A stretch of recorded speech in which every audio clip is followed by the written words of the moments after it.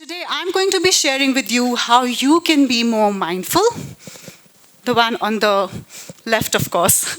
More mindful, inwards, outwards, and beyond, to be your very best version and to lead a more holistic and fulfilling life. An idea that I felt was worth sharing and spreading. So as a mindful living coach and a personality development coach, I decided to combine the two aspects to bring about a three-step approach or a strategy to lead a more mindful life. The first step, the inwards journey. The second step, the outward journey or the outer projection of yourself. And the third step is something very special that I'm not going to divulge right now. It's an X factor that I truly, truly believe in, and it can be a game changer. Let's start with the first step, that's the inwards journey. Now, I truly believe that for any transformation to be effective, the journey has to start from within. It has to be an inner transformation for the outer transformation to actually be effective. When we talk about the inward journey of mindful living, there are two aspects to it. Number one is mindfulness. Number two is self-awareness. Now, what is mindfulness? Suddenly, this term has become very popular in the last, I think, 2-3 years. Mindfulness. Very simply put, mindfulness is nothing but being in the moment. Enjoying, savoring just one thing at one time without getting distracted. Now, this could be anything, an action, an activity, a thought, but just one thing at one time. Moving on to self-awareness. What is self-awareness? Self-awareness means being aware of your own self by asking yourself questions like, who am I? What does my life look like? Is my life working for me? This is important because, believe it or not, there's so many of us here in this auditorium right now who are leading an absolutely, and like many other people across the world, an absolute mindless robotic life which is on an autopilot mode. How many of you remember the movie Tamasha by Imtiaz Ali? Okay, great. Now, that movie had the protagonist Ranbir Kapoor, like most of us. Somebody's really smiling, that's a great compliment. To be like Ranbir Kapoor, right? Okay. So, like Ranbir Kapoor, like many of us, would just spring out of the bed every single morning as soon as the alarm goes off, rush to the loo, brush his teeth, get dressed for work, for his dream job, so to speak, would meet the same people every single day on his way to the office, go about his day in the office, come back, eat his food, watch some TV, sleep, on repeat mode. Day after day after day. And eventually felt absolutely frustrated, sad, empty, unfulfilled. This is also perhaps the reason why so many people become the CEOs of their company and decide to quit at that stage, just because they want to lead the rest of their life meaningfully, mindfully, or say purpose, have some purpose in life. To facilitate this process of mindfulness and self-awareness, there are many tools available, and I unfortunately don't have the time to share all the tools with you right now. But I'm going to talk about two most important tools in the inward journey process, which are very relevant to every age group that is sitting here in this hall right now. And they are, number one, meditation. Now, the minute I say meditation, most of you will say, oh God, not again. I'm not the meditation kinds. And who has the time to meditate just now? I will meditate probably when I'm 60, 70, or 80, right? But I'm going to bust two myths about meditation today. Number one, that meditation can start at any age. As early as the age of 3, it's all about centering your mind and thoughts. And 2, that you really don't need to go anywhere to meditate. You really don't need that wellness resort. You don't need the retreat. You don't need the spa. You don't need anywhere. You don't need to go anywhere. You can practice meditation at the comfort of your house, a park, or just about anywhere where you can be at ease with your own self for as little as just 1 minute. Just 1 minute to begin with. All you need to do is sit down relaxed and close your eyes. You don't even need a fancy breathing technique. And just observe your thoughts coming in and going out of your mind. Initially, you will notice that there are hundreds of thoughts popping up in your head, just like what was happening initially, right? And then the more you practice, you will see there are lesser and lesser thoughts coming to your mind, and you will feel a sense of calm, peace, and a burst of energy within you. The second most important tool that I'm going to talk about is journaling. I don't know how many of you are familiar with journaling. It is very similar to having a personal diary, writing a personal diary. Again, I don't know how many of you are actually writing a personal diary. If you do, it's a great tool. It's a great thing to do, simply because when we journal or when we write our thoughts, actions, and activities that we do through the day, we get an insight into what we are doing knowingly and unknowingly, physically, mentally, emotionally, psychologically. So, for example, my 16-year-old son, who's sitting right now in the front row, he's going to beat me up for this, but I asked him when he came home for his summer vacations that where does he think he's spending most of the time? So like any other kid, he just turned around and told me that, of course I'm studying, Mom, I'm studying the whole day. And I just take a few breaks in between. Obviously, I have to do that, and that's what I'm doing the whole day. I kept quiet and I told him to journal the next few days. Turns out that he was spending 8 hours on YouTube alone every single day. Okay. I've got the looks. But that's the power of journaling. And secondly, journaling is also important for people who have a little bit of hesitation in expressing themselves verbally. There are many of us who can't say certain things to our own selves verbally, but we are good at expressing them on paper and express our emotions and feelings there. So that's the power of journaling. Moving on, now there are so many of us who have come across people, or even we ourselves, who've been doing meditation since years, who have been journaling or who have been doing all sorts of religious, spiritual activities in the first half of the day, since years. But as that activity gets over, we are back into a mindless life. We are back to our mindless behavior, so to speak. Now, how many of you, again, I'm asking a question, please give me an answer with a show of hands. How many of you have come across people who look very calm on the outside, who look perfectly groomed, who look rich, who look expensive, who look polished, who look sophisticated, all of that. But the minute they open their mouth, your impression about them goes from here to there. You're absolutely thrown off by their mannerisms and behavior. Wow, that's really a large number. Exactly my point, and that's where the second step comes in. The second step is the outer projection of yourself. Now, our outer projection is just not about how we look. It's not just about what we have achieved, what trophies we have, what is our status in society.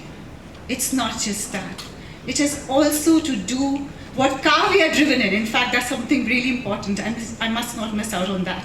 What bag we are holding, what sunglasses we are wearing. It's beyond that. It's about how we conduct ourselves. It's about how we carry ourselves. It's how we sit, how we stand, how we speak, how we enter, how we exit.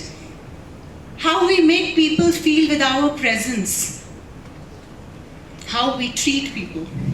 As Maya Angelou puts it, people will forget what you said.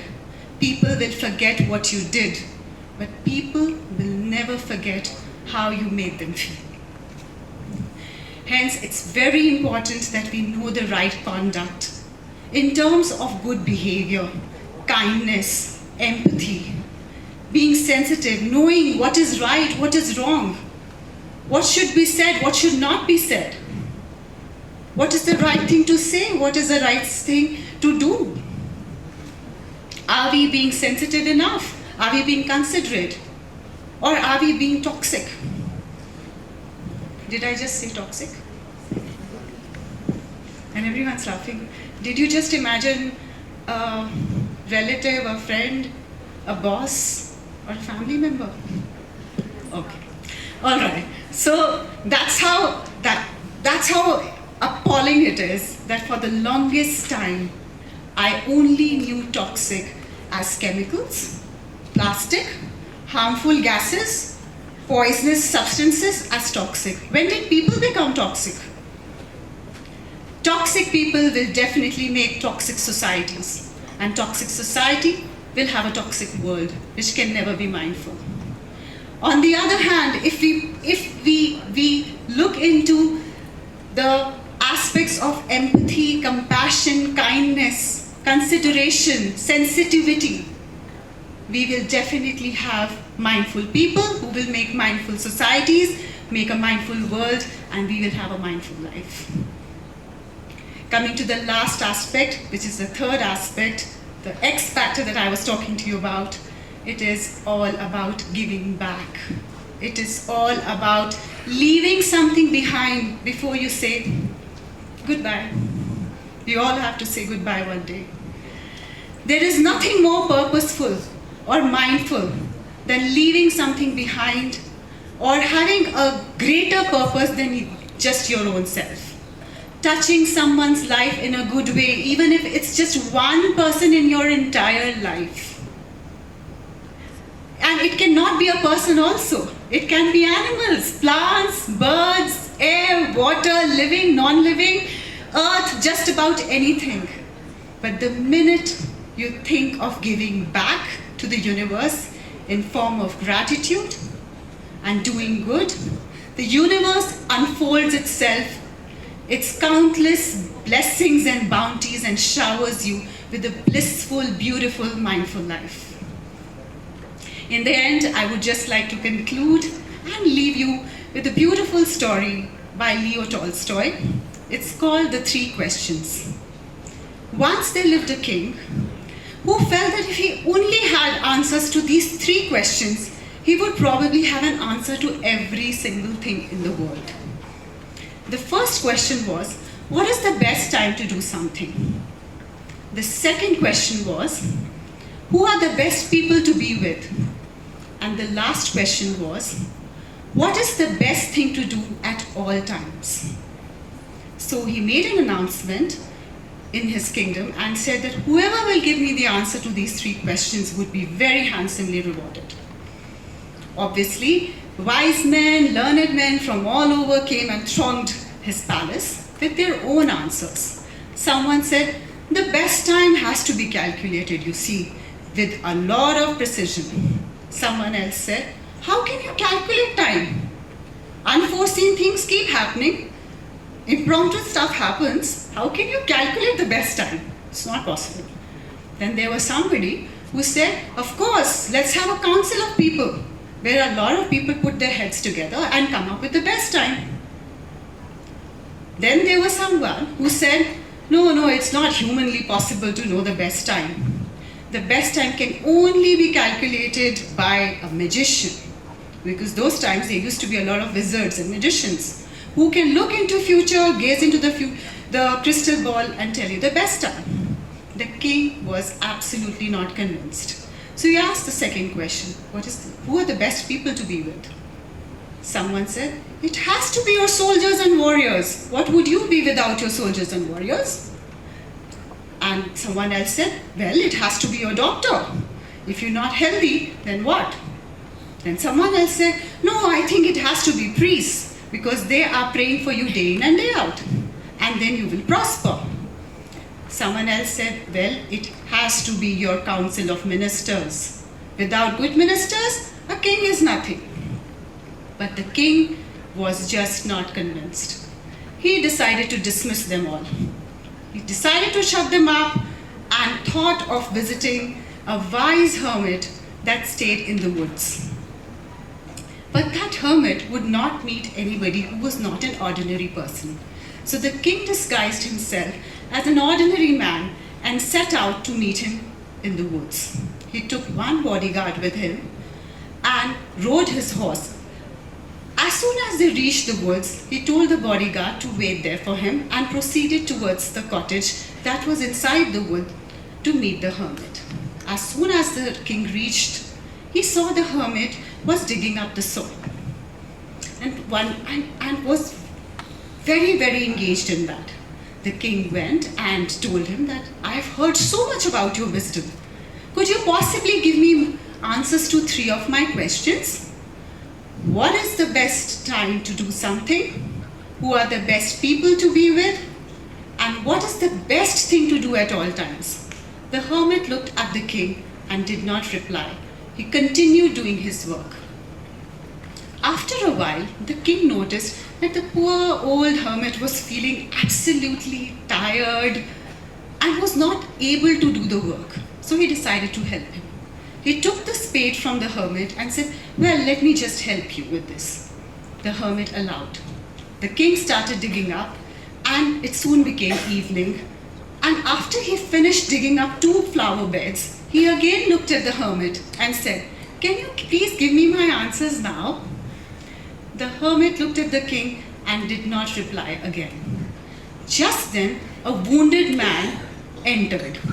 He was bleeding profusely from his stomach, and a lot of blood was coming out of it. Both the hermit and the king quickly ran and held him. The king pulled out a handkerchief from his clothes and put it on that area to stop the blood from flowing. He even asked the hermit to go and run and get a towel to bandage that area further. Both of them carried that wounded man inside the cottage and lay him down on the bed. By this time it was already night, and the whole night the king and the hermit looked after that wounded man. The next morning, the wounded man opened his eyes. He survived. But as soon as he saw the king's face, he started crying. The king was amazed. Why is this man crying? The man revealed that he was actually the brother of neighboring kingdom's king, who had come to take revenge from this king, and he wanted to kill him. But the bodyguard saw him and attacked him. He was feeling so sorry for his act that he said, "Please forgive me, the generous king, and I'm ready to serve you for the rest of my life." The king forgave him immediately and even granted him the entire kingdom that he had taken from his brother. They both reconciled. The king went again looking for the hermit and said, "I need to leave now. If you can just answer those 3 questions, I will be very happy. Otherwise, I'll have to leave now. I'm asking you for the last time." The hermit just looked at the king again and said, "Do you still need the answer in words? You have already got all the 3 answers. Your first question was, what is the best time to do something? The best time to do something is always now. It is always in that moment. The first time, it was when you saw me and you thought of helping me. And the second time, and because you thought of helping me, you did not return, otherwise you would have got killed in the way. The second time was when you saw the wounded man. You decided to help him, and then you both ended up reconciling. Because you both ended up reconciling, you had this beautiful good feeling inside you. The second question was, what are the best people to be with? The best people to be with are the people who are with you in that moment. First time it was me, and second time it was the king. The last question, what is the best thing to do at all times? The best thing to do at all times is to do good. If you follow these 3, you will never have a problem in life. I